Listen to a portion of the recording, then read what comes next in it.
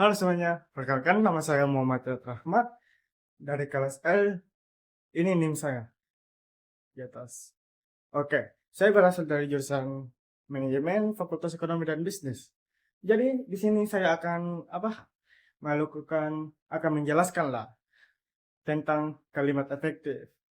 Jadi simak videonya. Oke.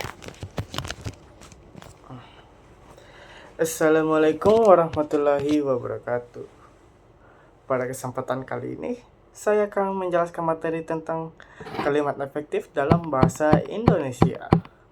Pernahkah kalian membaca kalimat efektif yang membingungkan atau bertele-tele? Atau mungkin pernah menulis pesan yang ternyata salah dipahami oleh orang lain? Nah, itulah mengapa kita perlu memahami kalimat efektif. Nah, kalimat efektif adalah kalimat yang dapat menyampaikan gagasan, pikiran, atau informasi dari pembicara atau penulis kepada pendengar atau pembaca secara tepat dan jelas. Dengan kata lain, kalimat efektif membuat pesan kita mudah dipahami tanpa menimbulkan kebingungan. Bayangkan saja, kalimat efektif seperti jalan tol yang langsung menuju tujuannya. Sementara kalimat tidak efektif itu seperti jalan yang berkelok-kelok yang membuat orang lain itu lelah dan bingung. Tujuan kalimat efektif itu menyampaikan informasi dengan jelas dan tepat. Kedua, menghemat waktu pembaca atau pendengar. Ketiga, menghindari kesalahpahaman. Ketiga, menunjukkan kemampuan berbahasa yang baik. Nah, ada 5 cara yang utama kalimat efektif yang perlu kita ketahui. Yang pertama itu kesepadanan atau paralelisme. Nah, kesepadanan itu artinya kalimat yang memiliki struktur yang seimbang, terutama antara subjek dan predikat. Nah, contoh salahnya itu kayak bagi yang ingin mengikuti lomba harus mendaftar terlebih dahulu. Nah, itu salah. Karena kalimat itu tidak memiliki subjek yang jelas karena ada kata bagi. Nah, contoh yang benarnya itu yang ingin mengikuti lomba harus mendaftar terlebih dahulu. Nah, itu yang benar. Atau peserta yang ingin mengikuti lomba harus mendaftar terlebih dahulu. Nah, itu juga benar. Nah, kedua itu kehematan. Atau kehematan itu kayak berarti kita harus menggunakan kata-kata secukupnya tanpa pemborosan yang tidak perlu. Nah, contoh salahnya itu kayak pada hari Minggu kemarin yang lalu saya pergi ke rumah nenek. Nah, kata kemarin itu dan yang lalu adalah pemborosan. Betul? Nah, contoh yang benarnya itu minggu lalu saya pergi ke rumah nenek.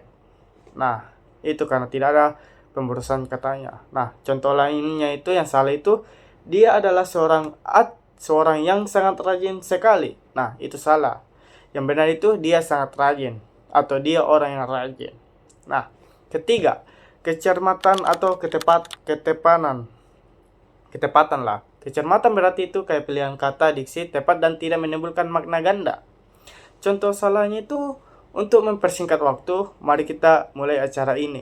Nah, itu salah. Karena mempersingkat waktu itu salah karena waktu tidak bisa dipersingkat. Nah, contoh benarnya itu untuk menghemat waktu, mari kita mulai acara ini. Atau contoh lainnya itu yang benar itu agar tidak membuang waktu, mari kita mulai acara ini. Nah, keempat itu ada kelogisan. Nah, kelogisan itu artinya kayak ide yang disampaikan itu harus masuk akal dan sesuai nalar.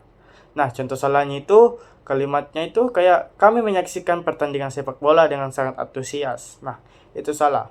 Karena yang antusias adalah kami, bukan cara menyaksikan. Nah, contoh benarnya itu kami sangat antusias menyaksikan pertandingan sepak bola. Nah, itu benar. Kalau mau ini lagi contoh lainnya. Contoh lain yang salah ya. Semua murid kelas 10 memperingati Hari Kartini. Nah, itu salah. Yang benar itu semua murid kelas 10 memperingati Hari Kartini. Nah, nama hari itu ditulis kapital. Nah, kelima itu kesatuan atau koherensi. Nah, kesatuan itu kayak berarti satu kalimat yang hanya mengandung satu gagasan utama yang jelas.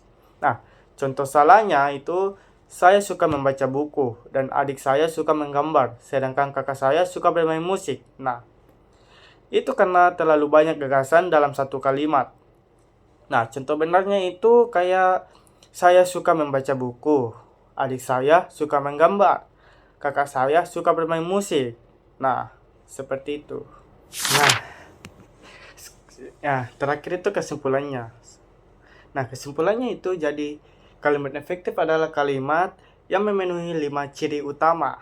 Nah, yang pertama itu kesepadanan. Yang kedua, kehematan. Ketiga, kecermatan. Keempat, kelogisan. Dan kelima, yang terakhir itu kesatuan. Nah, dengan menguasai kalimat efektif, kita dapat berkomunikasi dengan lebih baik secara lisan maupun tulisan. Nah, ada tips praktisnya, itu untuk membuat kalimat efektif. Ingat 3 hal ini. Nah, yang pertama, pastikan subjek dan predikatnya itu jelas. Kedua, hindari kata-kata yang berlebihan. Ketiga, gunakan kata yang tepat dan logis. Nah, jadi demikianlah penjelasan saya tentang kalimat efektif. Semoga bermanfaat dan dapat diterapkan dalam kehidupan sehari-hari. Nah, terima kasih atas perhatiannya. Wassalamualaikum warahmatullahi wabarakatuh.